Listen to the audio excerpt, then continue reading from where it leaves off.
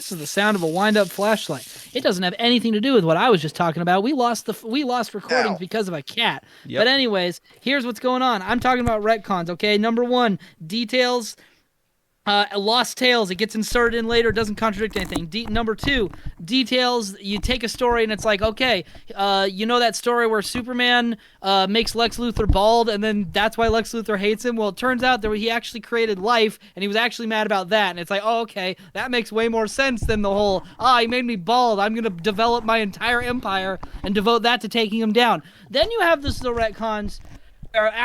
So Lost Tale, you're adding details, then you have the retcons where it's like, it's just completely different details, and it's like, actually, this is what happened. See, this is when it starts getting dicey, because at the end of the day, the problem you run into with retcons is, one, it can destroy the coherency of a story, but it can also run into this problem where you destroy the emotional investment of the people you're watching, because new people don't care. They don't know the history, so the retcon has no effect. The only people you're going to affect are the people who've been reading or watching or whatever for like 10 years, and it's like, oh, okay, so everything I know is wrong now. Because then you get to the 4th type where it's like, you just start straight up, because there's different kinds of retcon. You can be like, okay, hey, you know that thing that happened? Well, actually, it didn't happen now. Now it's a completely different thing. It's the difference between having Superman be like, here's an issue where Superman punches Bigfoot, and then it's like, you know that issue where he punched Bigfoot? Well, actually, it was Count Dracula. Why was Dracula in the Yellowstone National Park? I don't know. Ignore that. It's Dracula now. It wasn't Bigfoot.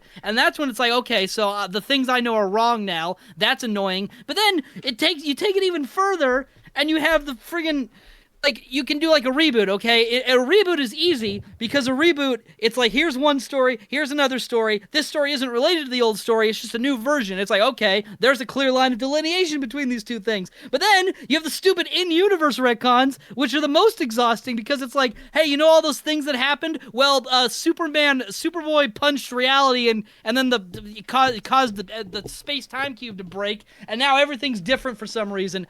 But so those old stories don't matter, except they do, though, because they still happened, but they didn't happen, but at least one guy still remembers, and he's dressed like a court jester pirate for some reason, and then other characters are going to show up later, and they're from the old universe, but the old universe didn't happen, except it did, and eventually we're just going to bring it back entirely. And it's like, gosh dang it, what is supposed to count anymore? It's so easy to lose track of it. If you have a good retcon, you shouldn't even realize that it's being a retcon, because it's like with Red versus Blue, okay? Without spoiling anything, I know full well that all the stuff they wrote at the beginning, they fully intended it to be that thing. And then later, when they're like, actually, it's this thing, see, the characters learn about it at the same time that you do. So it's like, it comes across as a reveal rather than a retcon, because it's like, I only know because of context. If I'm just watching it, it seems like a natural next step, but I know full well that this is a retcon because I know that that's actually what they meant when they started. Understand what I'm saying? Yeah. That's what I've been thinking about lately. Cool, yeah. No. Being a comic book fan is hard. Yeah, hey, maybe. More reasons than one. Yeah. No, I was totally listening that whole time. Oh, shoot. What, did the cat steal the Mandalorian again? Well, you see, no, not exactly. Oh, there it goes. There it goes. Okay. There goes the microphone. Yeah. Yep, okay. Well, I don't know what's happening right now. Don't you worry about that. Is this something that's going to haunt me later, or is this something that's blowing up on your end? You know what? I know it's early. Let's cut to a quick ad break, and then we'll come back. Is this episode going to have 2 ad breaks? Maybe. Uh-oh. Uh-oh. All right, ad break.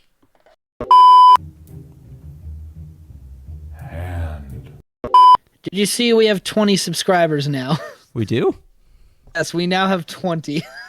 Why? I don't know. I'm still not, because it's like, okay, that's the realization that there are 20 real people who actually watch this, I guess, and I still am not sure. Something we're doing, I guess. I'm going to say at least a couple of those were probably misclicks. I don't know. How do you misclick? How do you even find this channel? I mean, they watched the video and misclicked the subscriber. I don't know. You know, honestly, if I had to guess, most people probably find this channel because they got recommended either the Unis Honest compilation or the SpongeBob tier list, and then they're like, oh, what's this channel? And then they go back and they're like, oh, look, there's a whole channel here. Well, you know, I'll take it. Guarantee you that the people they were brought to the channel by one of those two videos.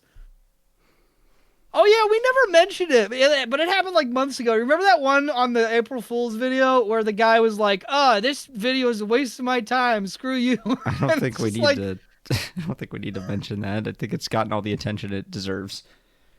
Didn't ever bring attention to it. Oh, exactly. That's my point.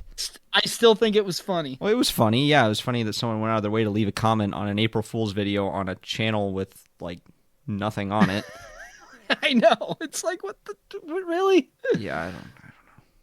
And anyways, what was I thinking about a second ago? I was talking about retcons. You had several subjects and questions or whatever. So, pick one of those, ask me. Well, the topic of retcons, the first thing that comes to mind for me is Doomsday Clock, because that's, like, in my example, the most egregious example of, like, trying to do in-universe retcons. It's like, you know what I mean? It's like they tried to do everything. But it's, you explain your perspective first. I want to hear this. So what they did was they, sorry, what am I trying to say? They, like, Doomsday Clock just as a comic is very, very confusing. Unless you are very well versed in, like, classic, classic DC stuff. As someone who is pretty well versed in classic, it's no less confusing. Okay, well, that's good to know. But my point is, like, they tried to make it some, like, grand ultimate crossover thing where it's like all the canons are now canon, and they tried to use, they tried to use Dr. Manhattan as some connecting piece for that. And so it's like, I don't know. It was too much. Too much. It was trying to say too much and ended up saying absolutely nothing. Yeah, well, yeah. I mean, see, well, here's the thing. It's funny. It's like you say that's like the most egregious example. I actually wouldn't say that, but only because I'm more familiar with the other big crossover events in DC, and they've gotten progressively more confusing. It's never stopped. Because it's like you have the Golden Age of comics, and then you have the Silver Age, which is the first time they did just kind of like a flat out reboot, and then they later were just explicitly said the Golden Age stories all take place in their own universe, and it's like, okay, that's fine. Yeah, that's great. The trouble started near the beginning because they had one character who I can't remember. It had to do with Flash somehow.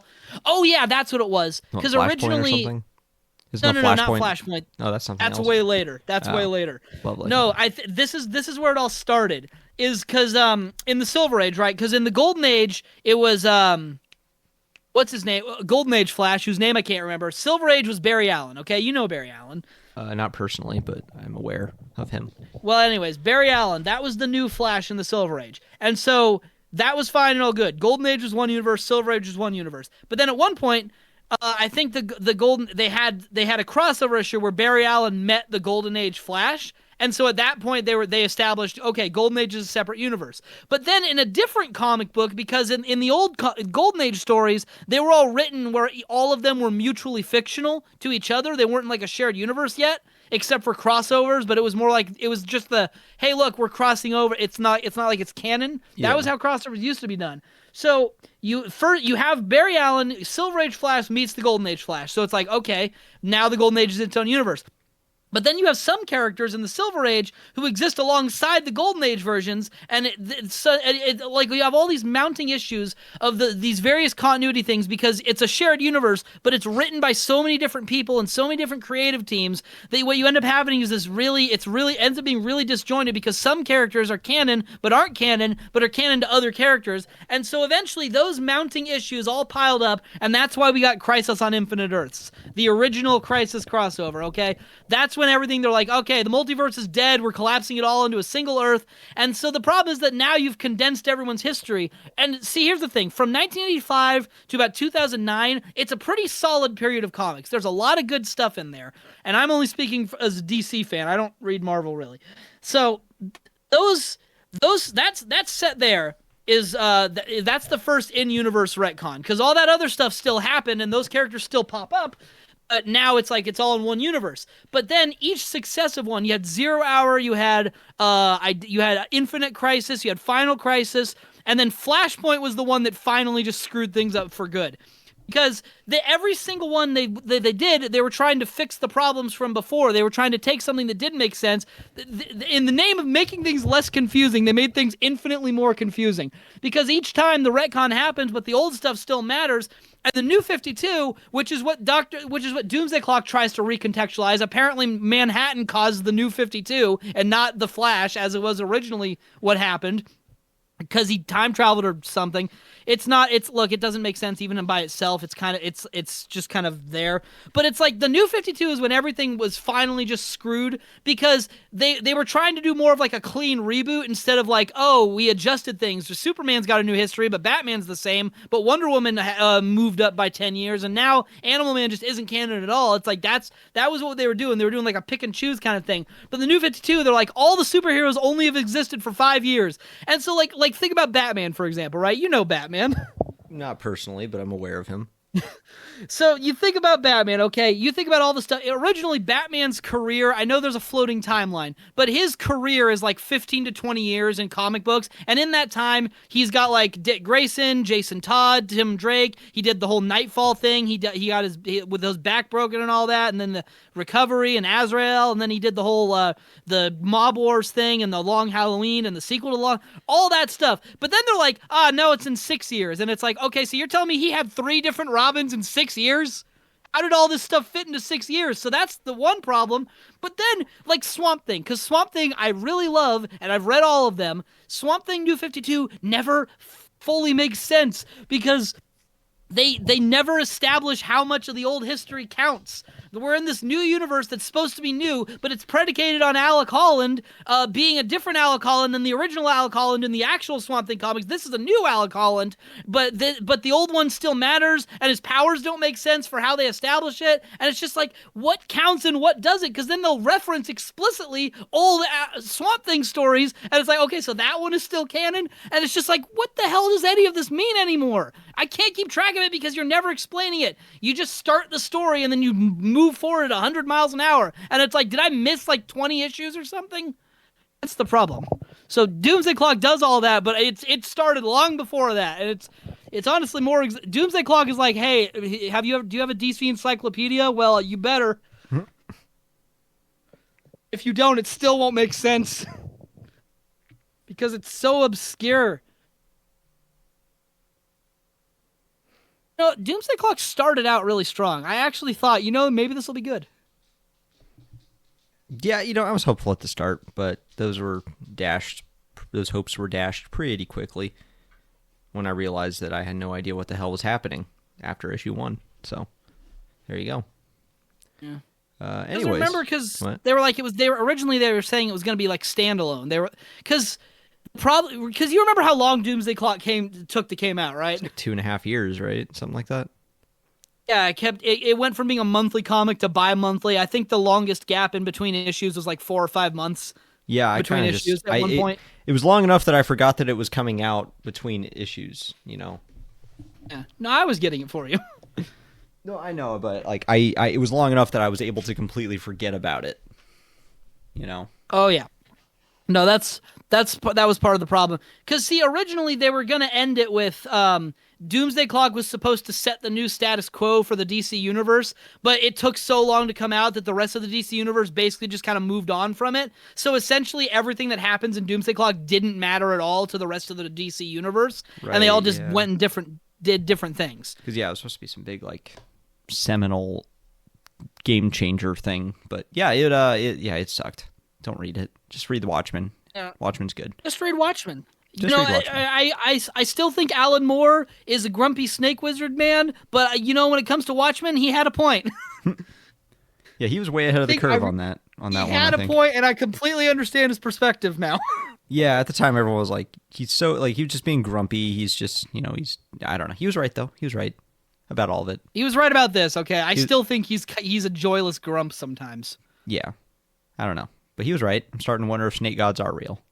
That's how right he was.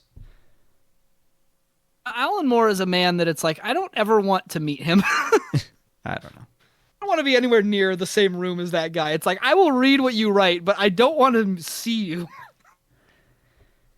Worried something bad will happen to me otherwise. Yeah.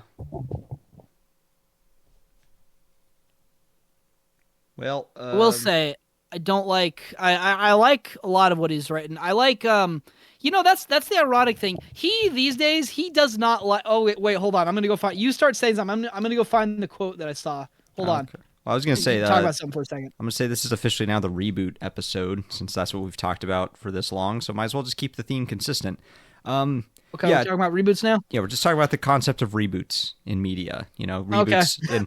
and so for me, like a good starting point for this conversation that you've kind of already touched on, the problem with a soft reboot. I feel like Hollywood especially right now is very fixated on this idea of doing a soft reboot. And it's like, yes. You say what you will about rebooting old series. Yeah, it's probably a cash grab all the time. Sometimes I can see it being justified. The problem is when they choose to do a soft reboot, it's like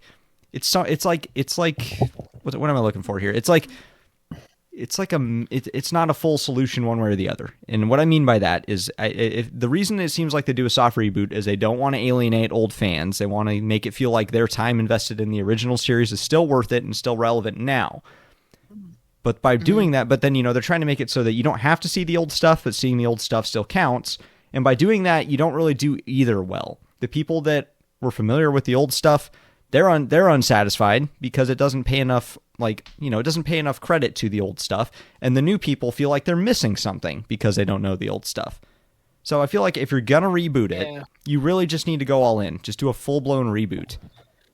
That's the only way to do it because that's what DC keeps doing. I don't know why. I think Marvel does it too, but I don't know for sure. But I know that because with DC, when you just reboot it, that's it. Here's the old one, here's the new one. When you do the soft reboot, which is what basically every kind of in-universe reboot is, where it's like, oh no, the Spectre blinked and now all of existence has been divided into 6 pie-shaped Earths. It's like, oh dang. But it's like the old stuff, the old stuff doesn't count. It didn't happen, but it did happen. It's just not existing anymore, but it still matters, and it's like, oh gosh. And then it just gets confusing.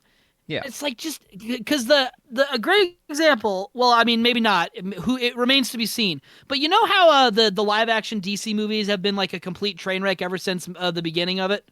Pretty much, yeah, for the most part. So, yeah, and you know how James Gunn, he's like the new guy. He's like he and one other dude are like now in charge of all DC movies, and they're gonna like scrap what they're running out. Was left of the old movies. They're just burning those off to theaters, and they're gonna completely start over in 2 years with a new Superman movie, as you should. A good DC universe should start with Batman or Superman if you're doing it right. I know people are like, I want to see other characters. Like, no. You start with Batman or Superman. That's just the right way to do it. You start with the basics and work your way up from there. Although it would be kind of fun to see. At the end of the day, both of them bring in money. So true. Yeah. At the end of the day, those will make money. So it's probably a safe place to start. Although, it would be fun to see. I mean, I guess to be fair, the MCU didn't start that way. Because remember, Marvel didn't have the rights to all their big characters when the MCU started. That's why they started with like Iron Man and Captain America. Heroes like that, which most people forget, were B-list heroes at the beginning. The MCU is what made them big. Iron Man was a C-lister before the MCU. Yeah, exactly. So that's why it would honestly be kind of fun to see that's what they did. Like, see them do something like that with the DC universe. I feel like they've completely bombed their previous attempt. They did the thing, they started with all the big heroes. It'd be really fun to see them start with just some like B-list heroes and work their way up from there. I don't know, just in concept. I guess it's interesting. It's in concept, maybe. I just think that the proper way to do it is to start with Batman or Superman. I don't care which one you start with, but you should start with one of them. I mean, that's proper, but it would also be really fun to see him start with the Blue Beetle movie, which I know a Blue Beetle movie is a thing that's coming out in the near future. I don't think it's... Well, oh, sorry, we got sidetracked. Here's what I was saying. Okay, so James Gunn, the new DCEU is supposed to be a clean slate. It's supposed to be they're supposed to just starting over. Except no, they're not. Gunn said that it's going to keep some of the stuff from the old universe, basically all the stuff that he made that he was involved in. Like so the like new the Suicide Squad movie, the Peacemaker show, the Amanda Waller show, which maybe exists or not, I'm not sure, and like a couple other things. And my first thought with that is like, no, dude, you're dooming yourself from the start. The only way this works is if you sever the old one and make a new one. If you connect it to that train wreck, you're dooming yourself before you even start. Well, the thing is, Peacemaker, from what I understand, is pretty standalone. It's not really tied into the greater universe that much. And the Suicide Squad movie that he made, it's an example of a soft reboot. It's, it technically... it's a soft reboot within a soft reboot. Yeah, it technically, I guess, is a sequel to the first Suicide Squad movie, but I guess it's so distant from it that it doesn't really matter. It's one I've been meaning to watch because it actually looks pretty funny. But it's more of a retool. It's technically in the same continuity. They're just completely redoing how they do it. I just think it's like, especially since he's only keeping the stuff that he made, it's like, why wouldn't you just start over? Why do you want any connections to this old universe that overall people have universally disliked? Why would you keep ties to that? It never worked. You're building yourself on a crumbling foundation. Yeah, I don't know. Well, here's my stance on it. I'm sick and tired of superhero movies. I'm not going to watch them anyways. I don't care. I'm not going to follow a new universe. I'll watch maybe an occasional one that sticks through. Like how I watched the new Batman movie. I enjoyed that one. And that's just because I was interested in it separately. But I'm not going to follow the new DC universe at all. I'm just going to let it come out and see what happens. But also, that being said, James Gunn has made some good stuff recently. He was the one that made, the Guardians of the Galaxy movies, and those were pretty dang good. I hear even the third one's pretty good. Haven't watched it. Probably won't watch it. Yeah, I probably won't watch it, but I heard it was good. So that's what I heard. But so that 1 out of 30 had to be good at some point, right? Sure. I was starting to wonder though. But my point though is that if anyone's gonna make a successful DC cinematic universe, James Gunn is probably a good person to take the helm.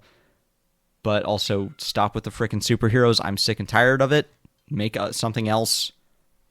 I don't mind. Honestly, look, I love superheroes, and I'm not tired of superhero movies. I'm just tired of bad superhero movies. And I've wanted to see an actual good live-action DC universe for a while. It's just a shame we've never gotten one because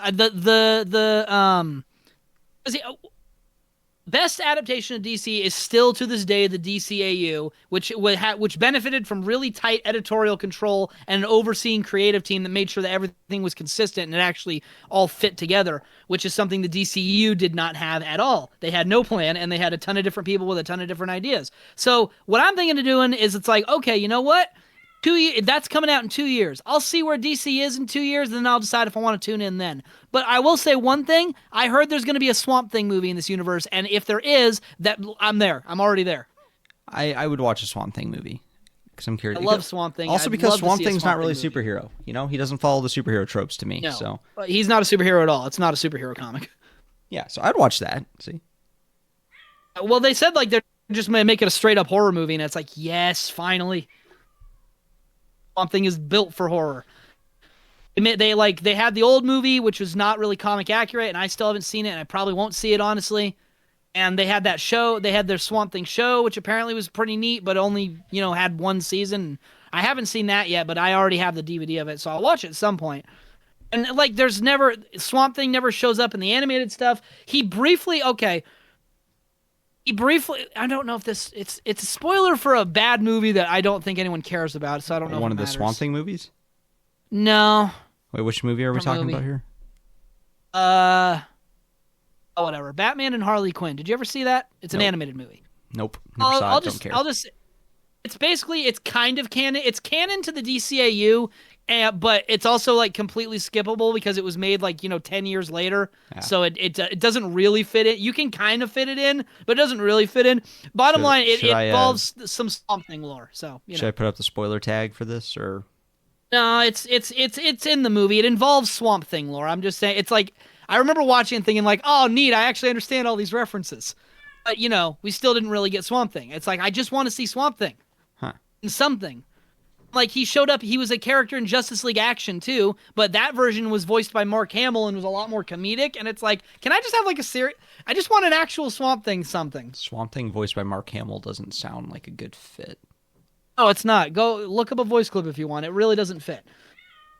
Oh yeah. Anyways, here's the. I found the Alan Moore quote from way earlier. This is Alan Moore denounced superheroes because of course he did, but it's just like I disagree with his perspective entirely. Here's his quote.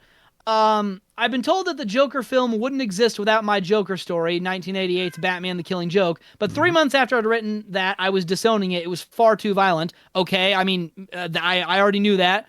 It was Batman for Pete's sake. It's a guy dressed as a bat. Increasingly, I think the best version of Batman is Adam West, which didn't take it seriously at all. And it's like, no. He thinks superhero, basically his position is that superhero stories are inherently childish, only for children, and shouldn't be for adults at all. And it's like, no, that's stupid. Yeah, I would say time-tested theory is that he's wrong on that one. Especially since he's kind of the reason he helped make superheroes for adults. Yeah, but he wrote Watchmen, but I mean, I guess that was him kind of denouncing superheroes as being. I mean, I guess if I don't know, the superheroes in Watchmen. That was a big deconstruction. Different. Yeah, it was a deconstruction. See, he apologized for that later by writing Tom Strong, which is like a complete reconstruction of superheroes. Huh. Weird. Which I'm probably going to read at some point because I want to read that. I'd check it out. Yeah, well, there's a compendium now. Huh. Well, I would say most of my experience with reboots is probably not going to be comic books. Most of mine are probably movies and video games, actually. Video games are a great example of things that get reboots. Some of them good, some of them not. So. Wait, do video games even get rebooted all that often? Oh, yeah, totally. Well, actually, here's another great one for the soft reboot topic. The Wolfenstein series. Technically, every game in that series is canon to the new games. But they very much treated, what was it called? What was the first one called? Wolfenstein. Was it just called Wolfenstein?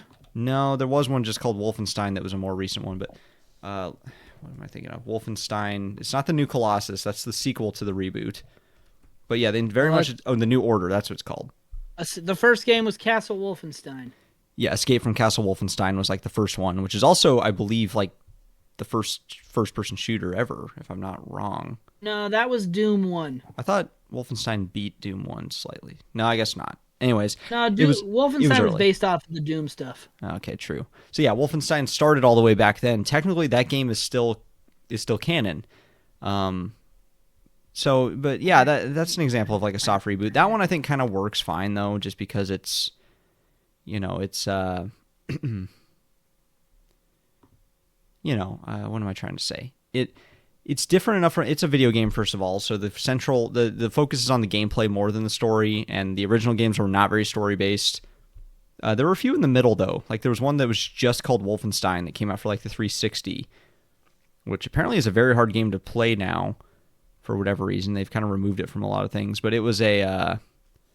Wolfenstein for the 360? Yeah. It's, I mean, like, you can't find it, like, you can't find that game digitally anywhere. I'm sure you could find, like, a used copy of it pretty cheap. Yeah, $9 on Amazon if you want a used copy of it, apparently. Oh, no, that's the New Order. I like Alan Wake. But yeah, you technically play as the same character in all the games. You play as BJ Blazkowicz, or Blazkowicz, however you say his last name. Technically, the guy you play as in A New Order and the new Colossus is the same guy from the original games. So technically, you are missing out on part of his backstory. I think a few characters appear in A New Order that you would recognize if you had played the earlier games. You certainly don't need to, though. But I don't know. I've kind of got opinions about the new Wolfenstein games that don't really fit in this video, so maybe that can be something we talk about later. But the short version is they're very fun to play. The story is weird.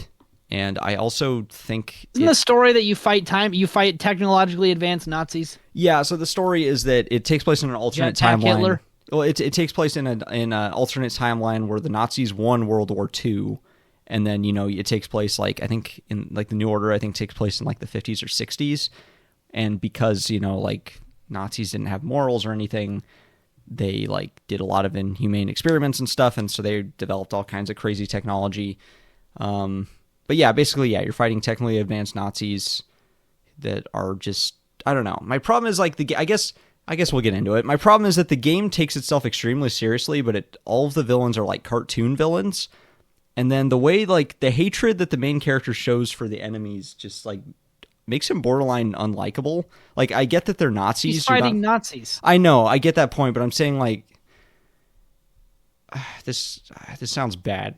That probably sounded bad to say, but I guess what I would say is it comes across as like, I don't know, what's the word I'm looking for? It basically just. I mean, you're saying that he hates them so much that it just makes him seem like a dick. But I'm just wondering, it's like how the people he hates are Nazis. No, it's not actual Nazis. Well, it's not even the Nazis as much as just like he just kind of is a dick as a character in a lot of ways. But I don't know. It's been a while since I played it. I may be misremembering. It's more. I guess it's more just really. I guess the better way to sum it up is the game tries to take itself super seriously, but all the heroes are like all the enemies are like cartoon villains. So it feels like the game could have done a little better to take itself less seriously, lean into the silliness a bit, which it does sometimes, just not consistently. Oh wait, no, this is what I was getting at. In the first game, that's what I meant. Like, so his hatred of the Nazis goes so far that it like, there's a part in the first game, in the New Order, you use this weird, you basically hijack okay, so this is another part of like the lore of the games, is there's this like secret order of like Jewish, like the secret Jewish order that basically has like advanced technology that's like hidden. So a lot of they're basically the Deus Ex Machina that helps the rebels beat the Nazis ultimately, is that they find the, what are they called? Like the Dot Yakud or something. I don't know how to pronounce it, but there's like some kind of like secret Jewish order with advanced technology. You like find one of their hidden safe houses and you steal like weapons from them. You get like this special power suit that you get to use in the second game. But then also they steal this weapon called the spindly torque is what it was called. And it's basically this like bomb, but what it does is it shoots out a bunch of wires and then like pulls them back and tears everything down. So like near the end of the first game, you use that on a bridge to like take out, like you use it against the Nazis basically, but the target you use it on is a civilian target. You take out basically like the Golden Gate Bridge, and like, it's like, sure, you're taking out Nazis, but you're also taking out civilian Nazis. Like, technically, like, they're, you know, part of the Nazi regime, but they're the civilians. But those aren't Nazis. Well, exactly. Those are just Germans. Maybe I'm misremembering this, but like, they're like, civilians. I think by definition they are not Nazis. I guess, yeah, but it's maybe they are. I guess if they support the Nazi part. See, that's the thing. The Nazis were mostly the military and the government. The rest of the Germans just kind of got dragged into it. Well, I guess, but it's like the game seems to take the approach that everybody German is a Nazi in that game. And so it's totally okay that you just bombed a bridge. Yeah, like, I don't know. Like, they don't outright say it, but I don't know. That scene was just very off-putting to me, because it's like they didn't even address the fact that you're actually taking out civilians here. You could have made some commentary about it, and like, it almost seems like they were bordering on making some commentary about how hatred makes you, like, is toxic to you regardless of who you hate. The Nazis are evil because they hate, you know, they hate certain people, like they hate Jews, and, you know, they make sure to show everybody they hate in those games. But then it seems almost like they're trying to make a counterpoint that, like, you know, even if the people you hate are Nazis, hatred is still an ultimately toxic thing that makes you a bad person, or like at least a bitter person. But the game never really goes there. It basically just shows them doing these outright hateful things and treats it like it's totally okay because it's against Nazis. So, I don't know. It really depends on how seriously the story is taking itself. It seems to take itself seriously. That's what I'm saying. Like, if they leaned more into the silliness, then it wouldn't be weird. A problem. But I don't know. So yeah, I guess, you know, if it's just evil, the Nazis are invading. Quickly shoot jetpack Hitler. It's like, okay, I don't need to think about this. I'm just a soldier and I'm killing the evil Nazis. All right, cool. But this one's like, the horrors of war, Nazis. But then it's like, what? But why I just blew up a bridge? Makes sense. Yeah, here. I'm looking up on my phone here. What you were saying makes sense to me. Okay, cool. But yeah, I think here I'm looking up a clip on my phone. Here, keep talking for a second. Here, I'm looking up the part where they deploy the spindly torque to see if it's what I remember. But you keep talking. So I mean, I guess do you know about Doom? Yeah, I know about that one where it started as a hard reboot, but then they retroactively made it a soft reboot, right? Yeah, no, you look up your thing. I'll talk about that for a second. All right. So while he's doing that, Doom is an example. I guess Doom is an example of this, but I actually like that one because Doom 2016, when it came out, is like, this is just a reboot. It's not connected to the other Doom games, and it was great. I played it, and it was awesome. Then Doom Eternal was like retroactively made it a sequel and connected the whole Doom series. So you got Doom 1, Doom 2, Doom 64, and then the 2 new Doom games. Doom 3 is not canon. Don't worry about it. So and then it got DLC, The Ancient Gods, and it's like, this is the big finale. So it's like, oh, okay, well, before I play that, I have to go play all the other Doom games because I didn't grow up with those.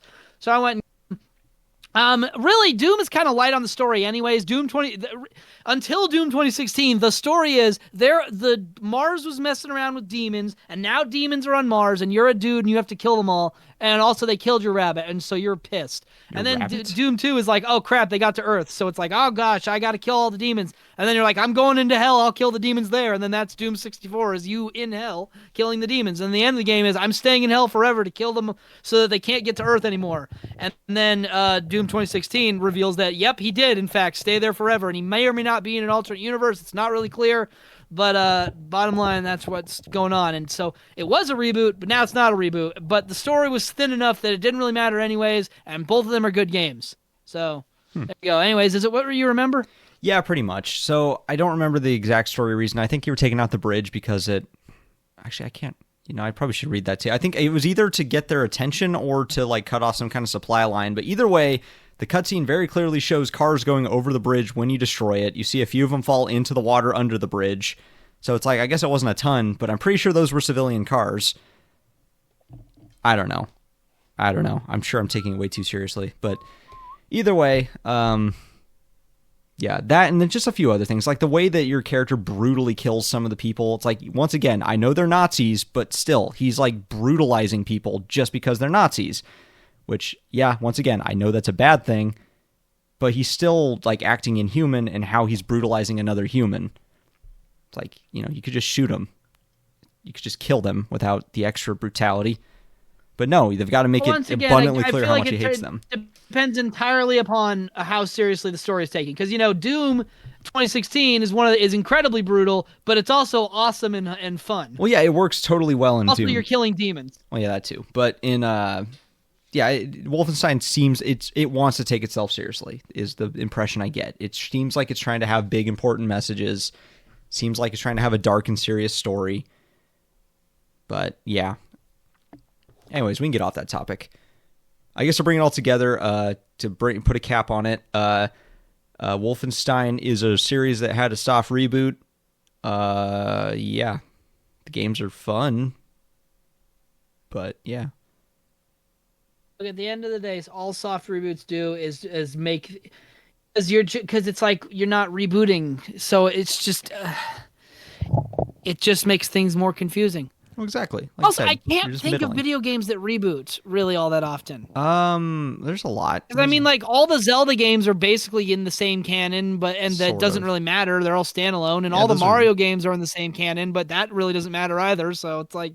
Yeah, I mean, I guess you could technically say that like the Zelda games are soft reboots of each other, but when that's the entire series, thing, like it's probably not fair to say that. I don't know. There's a timeline. Yeah, there is a timeline. I'm trying to think of more examples. I know there's other examples of reboots. Like lots of games get remade. Well, here's a weird example. There's a game coming out soon called The Lords of the Fallen that is a reboot of a game that came out in 2009 called Lords of the Fallen that was just a shameless ripoff of Dark Souls and was also not very good. I don't know. I'm just saying, like, I don't have a bigger point here. I just think it's a really weird choice for them to reboot a game that's not even 10 years old and a game that wasn't even that good at that. Yeah, I don't know. I'll just throw this in there because there's really no other place for it. The Scorpion King 2 is a prequel to a prequel to the prologue of a sequel to another movie that's technically a reboot of The Mummy. Huh. Anyways. Okay. Like 5 layers. Oh, here's the Call of Duty recently. They came out with Modern Warfare. Mortal Kombat rebooted. I forgot about that. Oh, yeah, that too. Mortal Kombat just rebooted. They're doing. I learned about it from a Dubis video. Yeah, Mortal Kombat 1, right? There's a new one. That's what they're calling it. And there's also apparently 2 other Mortal Kombat ones. Yeah, no, I'm pretty sure Mortal Kombat 1 is a soft reboot as well. But here we go. Here's what I was going to say. The Modern Warfare, though. There are now 2 games called Modern Warfare and 2 games called Modern Warfare 2. Battlefront. Oh, yeah, Star Wars Battlefront. That was a rebooted game. About that, yeah, well... Oh, hey, you know what? There's a good one. Star Wars. One of the biggest of all reboots. Yeah, I figured they decided, hey, the old expanded universe, nah, it's gone. We're doing this now. Well, that one's kind of a gray. I guess that one's kind of a gray area because the original expanded universe was never technically official or canon. It was just kind of accepted by the fan base to be canon. Yeah. But technically, it wasn't really. I guess canon is a weird thing, honestly. When you're dealing with something that large and with so many people, it's like, what even is canon anymore? Yeah, I'm just saying. Technically, when they wiped out the expanded universe, they weren't rebooting anything. They were just creating the new canon timeline. I will say, place of it. Yeah, that was one thing that because people before we found out just how terrible Disney was and how bad Star Wars was going to be. Mm-hmm. Before all that had happened, people gave them a lot of crap for that. They're like, for decanonizing it and doing new stuff. And I was thinking like, okay, I mean, I understand. Like I was okay with that decision because it's like the old expanded universe is a mess. The tier list canon system is all over the place, and there's all this stuff that is contradictory, hence the reason for the tier list in the first place, and it's all over the place with varying quality and written by so many different people. So I completely understand being like, we're just going to make new stuff starting here, and we're going to be a lot more coherent. We have a group that oversees it to make sure all of it is in line with itself. It's like, that's a good idea. I support this decision. I didn't realize what I was supporting at the time, but in theory, it was a good idea. Well, I think the decision to do that was a good idea. It would have been nice if they'd replaced it with something at least competent, you know. Well, I mean, it's because they get to the point where they wanted to leave their mark. It's like it's a certain kind of arrogance when Kathleen Kennedy is like, there is no source material, and it's like there is so much source material you could draw from. What are you talking about? Yeah, exactly. Like, that's a level of arrogance that's like that did not bode well, and indeed it did not because we got the sequel trilogy. All right, well, we are coming up on the 40-minute mark. Should we go ahead and take an ad break? Oh yeah, the real ad break. Yeah, the real ad break. Real ad break.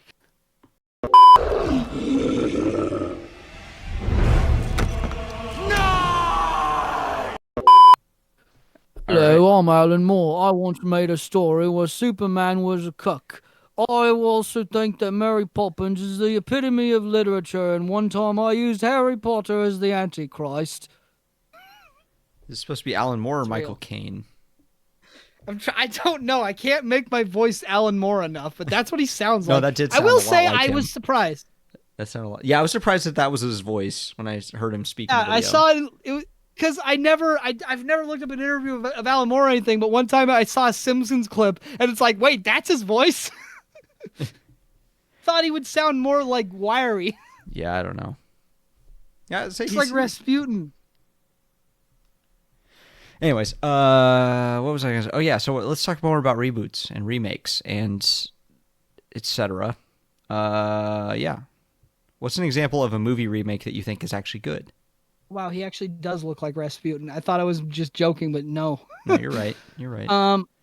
It just looks exactly like Rasputin, but with somehow. Hey, actually, talking about remakes, tangenting, that's not a word. What's the word I'm looking for? Segueing off of what you said earlier about the Scorpion King movie being like a remake of a reboot of a spinoff. The Mummy movies themselves are reboots, all of them. Every single Mummy movie is basically a remake of the original one.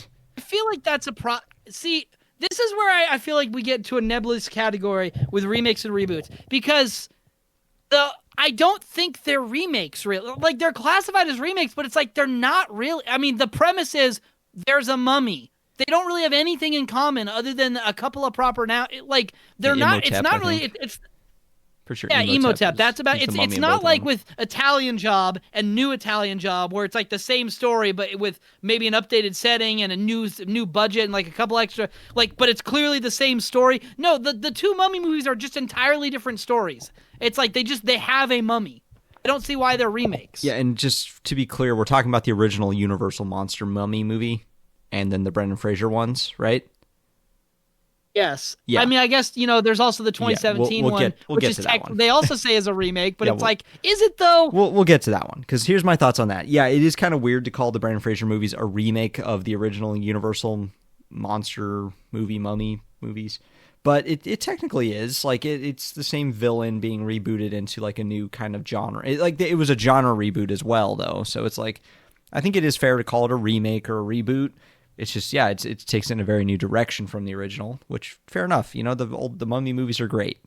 The third one's okay, but the first two are great.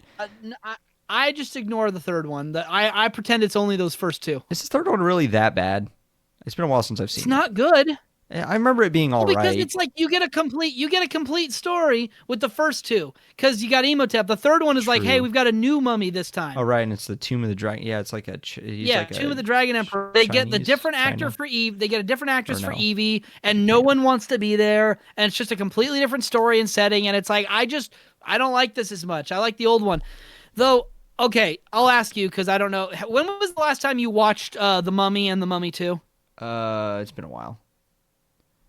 Okay, when was the last time you watched them back to back? It's been a while. Very long time. So here's the thing. Here's what I discovered about that, because, well, actually, at this point, it's also been a really long time. Oh, you know what I just realized? I just realized what the clip for the ad break is going to be. Oh, great.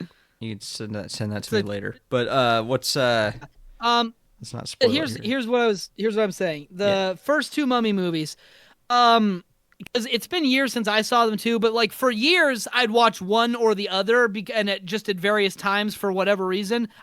But one year I saw The Mummy 2 or The Mummy 1. I saw it at school for some reason, and then the next day my family's like, hey, let's watch The Mummy 2. And then I realized, wow, these are two very different movies, because the first movie takes itself a lot more seriously than the second movie. The first movie is more of the horror adventure with adventure comedy in it, whereas the second movie is an adventure comedy with a little bit of horror in it. The second movie is a lot more swashbuckly than the first movie. The first movie actually tries to have atmosphere and like actually be scary sometimes, whereas the second movie is more just a high-flying adventure story with some horror. Fair enough. It's kind of, the tonal shift between the two is very jarring when you actually watch them back to back. They're still good. It's just weird. Yeah. I guess to segue off of that, the Tom Cruise Mummy movie was very clearly meant to be a remake of the Brendan Fraser ones, because it was kind of going for like an action movie mummy thing. Although the Mummy was an entirely different mummy. And also it was not the same movie at all. Yeah, but that one was, I think, meant to be more of a remake. It was just too bad. It was very, very terrible. Hey, have you ever seen that clip of it's like a scene where they're on a plane, but it was like an unfinished clip where all it had was like the actors' voices and none of the background sounds? No. It's hilarious. I'll drop it in the Discord for you later, but or I'll drop it in there right now, actually, while we talk, now that I think about it. But yeah, remember that was gonna be the Dark Universe. Yeah, that was the one that was supposed to start off the Dark Universe. Yeah, that. It's hilarious, because that was back when everyone was trying to have a shared universe because Marvel was doing so well, and this was like, of all the shared universe, this one was the most rushed of all of them. Before they'd even had one movie, they already have this Dark Universe logo, and then that one movie does terrible, and then the whole project is killed. According to this TV Tropes page, the Dracula movie that was going to be part of this universe was reworked and was what became Renfield. Really? That actually makes sense. So there you go, I guess. Oh yeah, we haven't actually talked about Renfield on this podcast, have we? I love Renfield. I loved it. Yeah, honestly, that kind of fits into this. You know what? That fits into the topic of this. It was kind of. It was a remake. Yeah, no, it was a remake of Dracula, or a reboot. It was like a spiritual successor. I don't know. Yeah, It's kind of like a stealth sequel, because the opening scenes of the movie are literally the old scenes from the old 1931 Dracula movie, but with Nick Cage and how do you pronounce the guy's name? Holt? Nicholas Holt? Yeah. Except basically those two guys edited into the scenes. Yeah, no, it was like reshot. I thought that was super cool. Although you can't really call it a sequel because Dracula dies in the end of that movie. I mean, there's a bunch of sequels after that movie, so yeah. Oh, fair enough. Well, either way, yeah, it's like a spiritual successor to those, but it's I don't know. Renfield was a great movie though. It got I think it got kind of mixed that reviews, was but awesome. You know what? It was awesome. I loved that movie. It did not. Here's the thing. It's Nicolas Cage as Dracula. So I figured, this is going to be one of those movies that probably bombs, but we end up loving it. And yeah, that's exactly what happened. It was a box office bomb. But that movie is awesome. Did it really bomb? I don't know if it bombed. Well, it's actually got 79% on Rotten Tomatoes for audience score. Budget $65 million, box office $24.5 million. Oh wow, yeah, that's a bomb. Dang. That sucks. Yeah. I liked that movie a lot. But it was awesome. Still need to buy the DVD. I haven't done that yet. Yeah, I'm going to get it on Blu-ray as soon as I can. Of course you would get Blu-ray, you bougie person. I don't know if you can even find DVDs anymore. I get DVDs all the time, man. I don't know. Anyways, Renfield is great because it's really funny. It's very self-aware. It knows exactly what it wants to be. Nicolas Cage is surprisingly intimidating as Dracula. Yeah, I was expecting him to camp it up, I mean, he kind of does, but he's very he comes across very intimidating as Dracula. Like, he was actually pretty scary. He legitimately, he's the thing that makes the movie more serious. It'll be like all lighthearted, and then he'll show up, and suddenly the movie takes a much darker turn. Yeah. It's kind of amazing. So yeah, no, it was a good movie though. It was fun. Very good movie.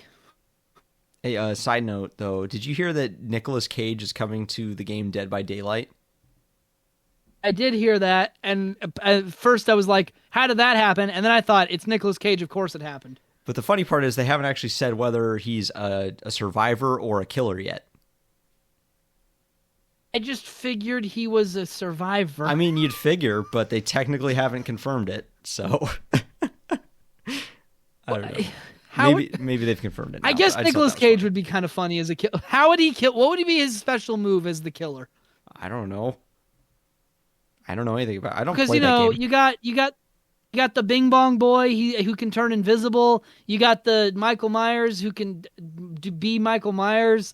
You got the one lady who can teleport or something. What do you think Nicolas Cage's move would be? I have no idea. Yeah. Have you just be like, oh, and it would do like an area of effect damage? I don't know. Area of effect isn't really... I don't know. Have you ever played Dead by Daylight or seen it? I've seen it played.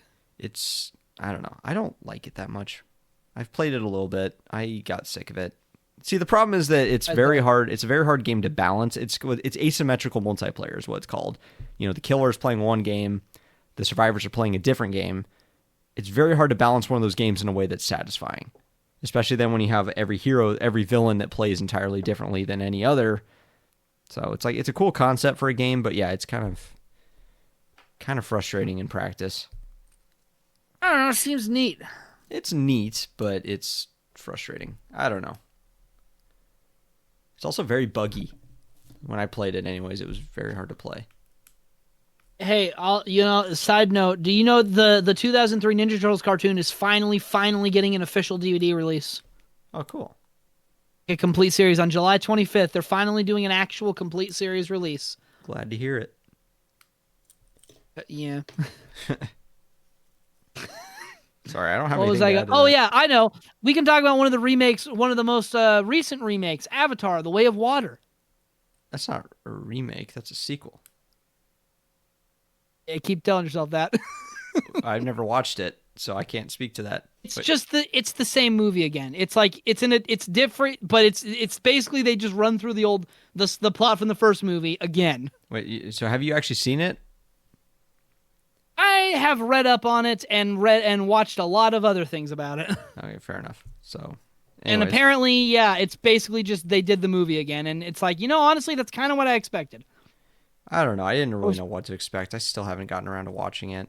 I will eventually, probably. You don't need to. Why? The first movie sucked. Why do you want to watch the second one? I didn't hate the first movie. I think we've talked about this already, but have we? I don't know. I don't know. I think we talked about it a little bit. I thought that the first Avatar movie, I think the criticisms against it are fair, but at the end of the day, it was an entertaining movie, and it was groundbreaking for visual effects. This was obviously what got it its mileage in the first place.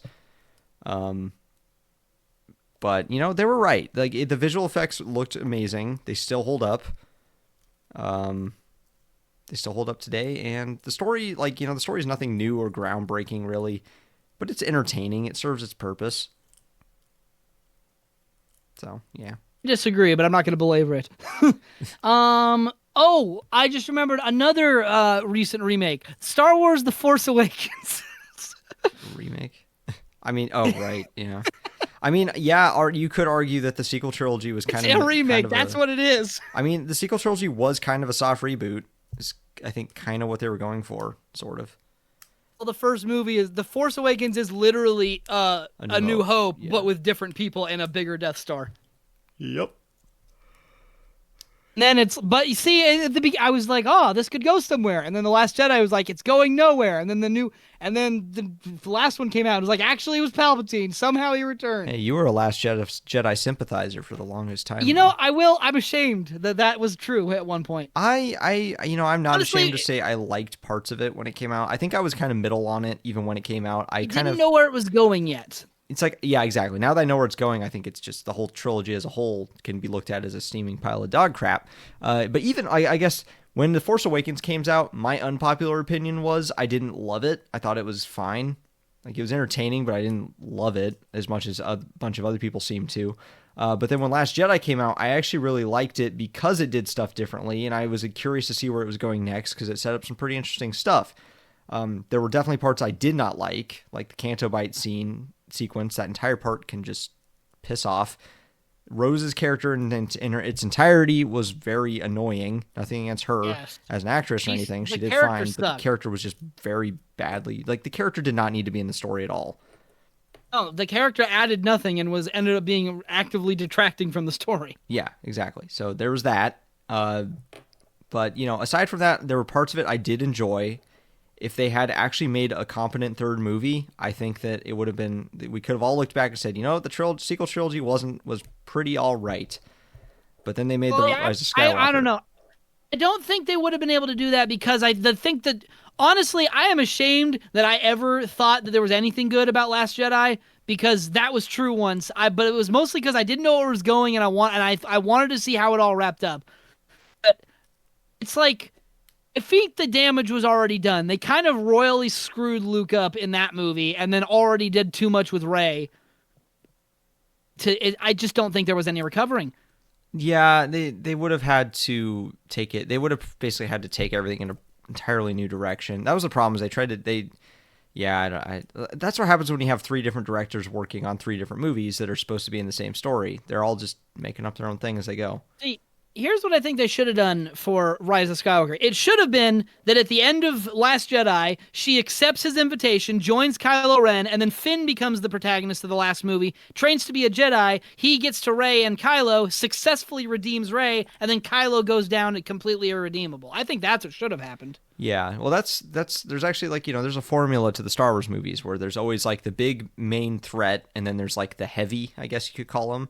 So, New Hope, it was Tarkin was kind of the big main threat. The Emperor existed but wasn't really present yet. Darth Vader was the heavy that was supposed to be their, what they more directly confront. Then Empire Strikes Back was, the Emperor steps into the big bad role, and then there's Darth Vader as the heavy. Empire Strikes Back. Oh wait, yeah, no, never mind. I get what you mean. Yeah, and then Episode 6, it's still the Emperor and Darth Vader, but because Darth Vader doesn't have to fill the role of the main villain, he's able to be redeemed and still have a satisfying conclusion. Yeah. The ending of Episode 6 would not have been very satisfying if they all just, if the Emperor was redeemed and they all lived happily ever after. That would have just sucked. Same thing for Rise of Skywalker. They couldn't, they just put Kylo Ren into the big bad role because he killed off Snoke. But, they still wanted that character to have a redemption arc, so they had to just... J.J. Abrams wanted the character to have a redemption arc. Yeah, exactly. He still wanted the character to have a redemption arc. Well, you can't do that now because he's filling the role of the big bad guy. So they had to, look deep in the depths of their ass and find the Emperor. Palpatine returned. Yeah. And so that's why the Emperor came back, because they were scrambling for something because Rian Johnson left him in a very bad spot. I still think there were plenty of places to go from where Rian Johnson left Yeah, them. no. But in retrospect, I don't think what he did was a good thing. Well, it's because he took it in a new, interesting direction. Honestly, like, Rian Johnson, I think, is a very good filmmaker. I like his other films that I've seen. He made, like, Looper. He made, like, Knives Out was actually really good. So I think he's a really good filmmaker, but what he is he's a very unconventional filmmaker, which is not what you want in a Star Wars movie. You want Star Wars movies to be big box office cash grabs that rake in tons of money and bring wide audiences. To have a satisfying follow-up to The Last Jedi, it would have had to not be that. It would have had to be something that didn't probably appeal to everybody, and Disney didn't want that. So that's why they were floundering and made what they made. Yeah. Yeah, a lot went wrong with the sequel trilogy. And at this point, it's years later, and it's like, whatever. I'm kind of getting numb to it all. Yeah. No, I'm so past the point of caring. I'm at the point now, I guess my relationship with Star Wars now is like, I don't know. I still haven't even watched the new season of The Mandalorian. I will eventually, because I am curious what happens. I'm going to watch the new season of The Mandalorian. I know you're not. I probably will. You've made your stance on this abundantly clear. You've made your stance abundantly clear. Yeah, no, but I'll watch it, but like, I still like Star Wars as a franchise, mostly because of what came before. So like, I still buy like Lego sets for Star Wars stuff sometimes, as long as it's nothing from the sequel series. If they make a cool TIE Fighter set, I buy it.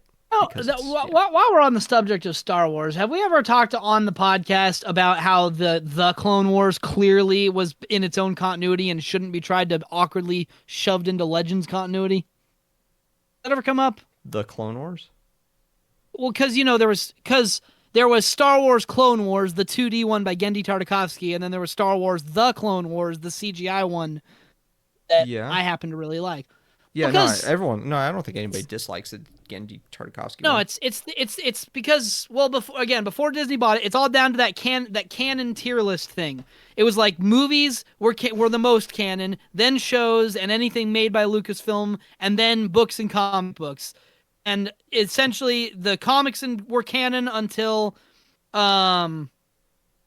comics were canon unless the shows or movie contradicted it, and the shows were canon unless the movies contradicted it, and the movies were always canon. The thing that always came down to it is one of the complaints of Star Wars The Clone Wars was that it rendered a bunch of extended universe stuff non-canon and it didn't fit in. But if you go to the canon list, like, they'll still take the 2D series, the old Clone Wars comics, and the CGI show and try to act like that all fits together in one continuity, and it clearly doesn't.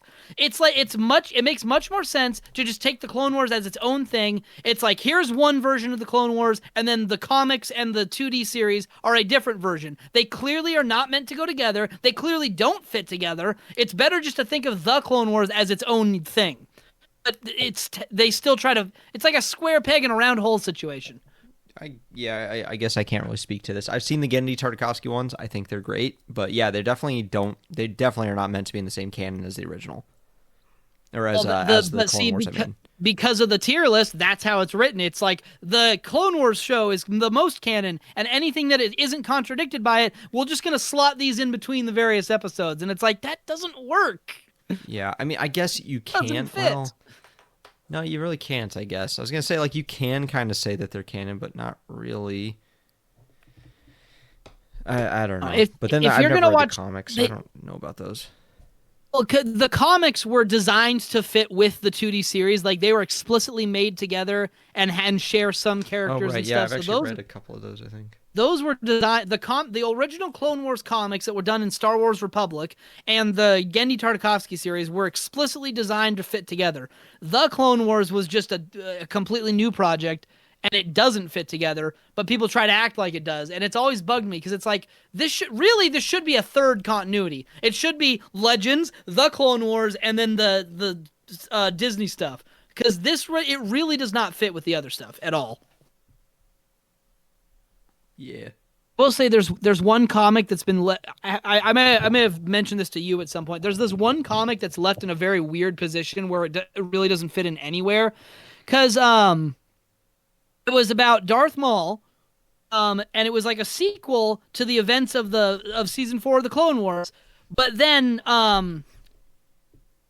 like, it just doesn't fit anywhere, because when Disney took over the canon, they made all the Dark Horse comics non-canon, and the show doesn't really fit. So now you have this one comic book that like explicitly follows on from the show, but isn't canon really with the show because the show never references it. So it doesn't fit anywhere. It's just this weird story that really doesn't fit in. It's called Darth Maul Death Sentence. It just fits in nowhere. Oh yeah, I read Son of Dathomir. You said that one's still technically canon, right? That is, yes, that one is the only Dark Horse comic that's canon, and in fact, you need to read it or some elements of the last season don't make sense. I was still confused on that. I didn't really think any part of it was really confusing. Well, because if you don't read it, the last time you see Darth Maul in the Clone Wars is he's being electrocuted by Sidious, and then the next time you see him, he's totally fine. They don't talk about that, and he's back to controlling an army. Ah. So it's like, what happened in between there? That's what that comic's about. Oh, gotcha. It wasn't like Gar It's like, Saxon how did he get away from that and get back with the Mandalorians? Yeah, Gar Saxon saved him, right? Isn't that part of it? Yes. And some other stuff happened. He had it's really a shame they didn't animate those because they're like, well, that story's already been told as comics. We don't need to animate it. But it's like, I kind of wish you had, because then it'd be all in one story and it would have been way cooler. We had Maul, Dooku, Grievous, and Mother Talzin all at the same time. Like, that would have been awesome to see animated. You should have done that over Ahsoka's arc. I know why they did Ahsoka's arc, but that was easily the weakest part of that season. Yeah, that was a part that was kind of forgettable. I see why they had to do it though. They needed to kind of show where she was at before bringing her back for the finale. Yeah, they wanted her to be the main character of that season, and so they needed those episodes to reinforce the fact that she's the main character of that season. And I really think those episodes, the problems is two things. Is one, it was a 2-episode story that was stretched out into 4 episodes. And number 2, it was because it was the last season. If those episodes had happened in an earlier season, I think they would not have been as hated, because it was like, this is the last season. We get 12 episodes and we're using them up on this. That was part of the problem. I think if they'd come earlier, then people wouldn't have been as hostile to them. But they were hated? I didn't realize. Oh yeah, those episodes are very disliked. I didn't realize. I don't know. I was very late to the party. Again, I was still I was still on my first watch through of the first few seasons of the Clone Wars when season 7 came out. So, right, yeah, you were lucky. You actually got to watch Rebels and Bad Batch in like pretty much chronological order. Yeah, I did. It was fun. I did not. I saw Rebels before the 7th season. I still like Rebels. Rebels is great. Yeah, I like Rebels. I liked it a lot. Yeah, that's the thing. It's like, it's because I'm kind of at a point where I want to ignore the sequel stuff. So, but the Clone Wars is like my very favorite Star Wars thing in general. So the thing is that the original expanded universe is clearly it doesn't, stuff post Episode 6 tracks from the version of the Clone Wars depicted in the original expanded universe. Oh, so right, it's like, yeah. I can't just take the movies and the Clone Wars and Rebels and then all the stuff after Episode 6, because then there's going to be a bunch of details that don't match up. So really the continuities are the movies, the Clone Wars and Rebels, and then the original trilogy, and that's it. Or the original expanded universe and then everything after Episode 6 in the original expanded universe. Because the original, they're going to reference the old Clone Wars stuff. They don't fit together. That's the thing. Yeah, right. And Rebels was never canon to Legends. Well, because like the Thrawn trilogy was written before the prequels, when they actually established what the Clone Wars was. So at that point, the Clone Wars was entirely just like a line thrown out by Obi-Wan. You know, or Luke's. I guess Luke mentioned it. They fought in the Clone Wars. Yeah, yeah. And so all we had was a name. No one really knew what it was. And so the sequel trilogy or I guess the Thrawn trilogy just guessed at it and kind of wrote a lot of the story around that. But then, yeah, I guess it's weird to me that a lot of people still try to treat it like it was canon even after like the prequels and stuff came out. I don't know. Thrawn trilogy? Yeah. It's like, okay. I mean, I don't know if there it, like, are the thing about the Thrawn trilogy is that it's kind of overhyped, because at the time it came out, it was the first new Star Wars content in general at that time. But now it's like their better Star Wars stuff came after it, and so you kind of end up with a story that was interesting when it came out, but it's also now kind of just like, eh. I mean, you have an invincible villain who can't be beaten and is kind of killed by contrivance, and at the end of the story, I won't say how. What are you talking about, Thrawn? But it's like, Well, I mean, yeah. I was assuming. Not gonna spoil it but like, you know what I'm talking about. You've read the Thrawn trilogy. I read the first book. You didn't read the whole thing? Nope. I mean, they beat him, obviously, but I'm sure. But yeah, honestly, Thrawn was definitely the best part of that series. From at least my impressions are entirely from the first book. Because here's my experience with it. I read the first book. I thought, hey, this is all right. Except I don't really care to read the rest. I thought it was very okay. You know what I mean? I don't know. Well, it's just like I didn't really. It's part of the Star Wars. It's part of. Huh? It's part of the Star Wars canon. Like the literary canon, but for Star Wars, not that kind of canon. Yeah. It's like one of the pantheon of stories. It's like, this is one of the definitive. You have to read this, but then you read it, and it's just like, okay. Yeah, I mean, it's just not as good as what came afterwards, and it doesn't totally line up with things. It's like, it was cool when it came out because it was the only one of its kind, but now there's more of it, so it's just kind of like, what makes this one so special? Not a lot. And yeah, there are parts honestly, of it I really didn't like. What about Luke? Was Luke in book 1, or does that not happen yet? Luke wasn't. There was another guy, I can't remember what his name was, but it was another guy with a weird W naming convention. He was another clone character. That drove me freaking crazy. That's like Luke. They just added an extra vowel to his name, and then were trying to act like the characters could actually tell the difference when they were saying it. Like, seriously, is it pronounced? It's not pronounced differently in like speaking. So I mean, but yeah, in the book they could tell. Wait, let me see. Was it Heir to the Empire? I want to. They like ask him like, "Hey, what's your name, Luke?" Oh my gosh, it's the clone. No, it was You could hear the extra U. Where's the plot? There was a character named. Let's see, characters. Not him. Oh, here it is. Joris Sabath. So his name is Joris Sabath. He's a clone of a Jedi, the original being also Joris Sabath, but only with one U instead of two. And I remember that being a point in the book, is that they could tell the difference when they were saying it with two U's. And I could not for the life... What do you mean they could tell the difference? I'm trying to remember how this works. How does that even come up? Yes, you can hear the extra U. It's silent, but it's there. Let me see. Ocean, ain't you, Mr. Khan? Not related, it just reminded me for some reason. I killed Futtermann. I can't find it, but I can't remember how it came up, but there was some part where, like... Yeah, I'm Mingus, by the way. I never said that.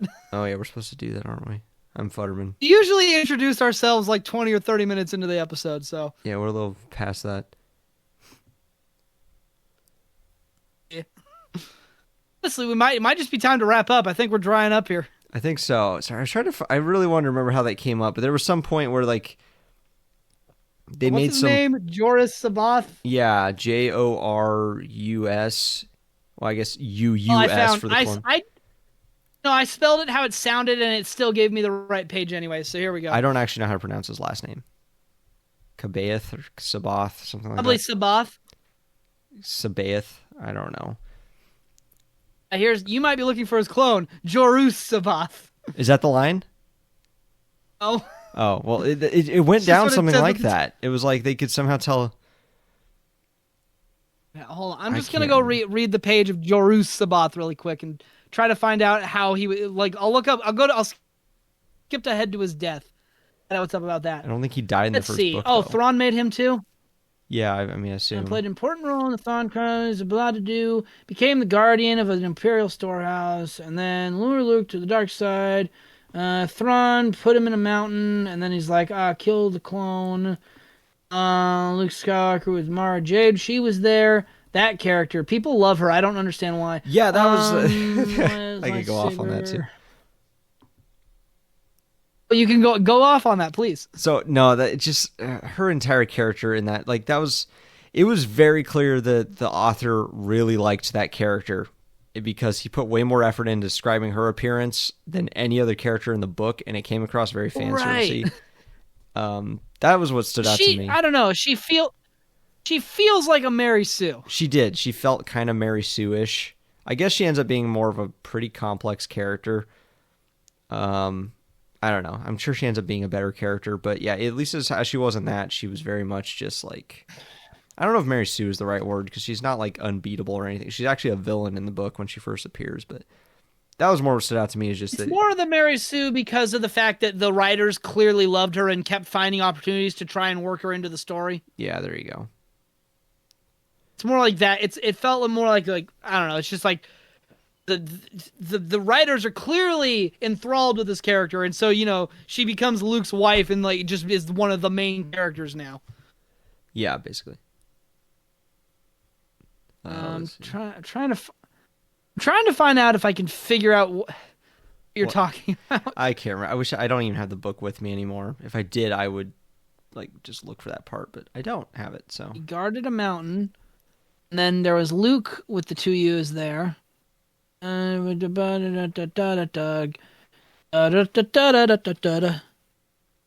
Jedi. It was this guy, clone. I don't think this is mentioned anywhere. Yeah, I don't know.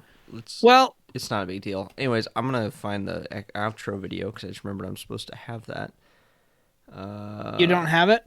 Here it is. Hold on. No, I got. Hold on, before you play that. Okay, there. Sorry, it was very loud. Yeah. Oh, you're playing it now? No, I was about to. It stopped. What's up? Okay, hold on. I gotta grab. I really should just have this memorized by now. Hold on a second.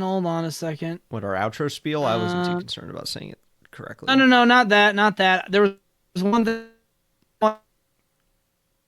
I just what it is. You just went all warbly. I think that's. Here it is. Okay, so last thing before the outro. Okay. Ever hear the tragedy of Darth Plagueis the Wise? I thought not. It's not a Jedi, the story would tell you. It's a Sith legend. Darth Plagueis was the Dark Lord of the Sith, so powerful and so wise, he could use the Force to influence the midichlorian to create life.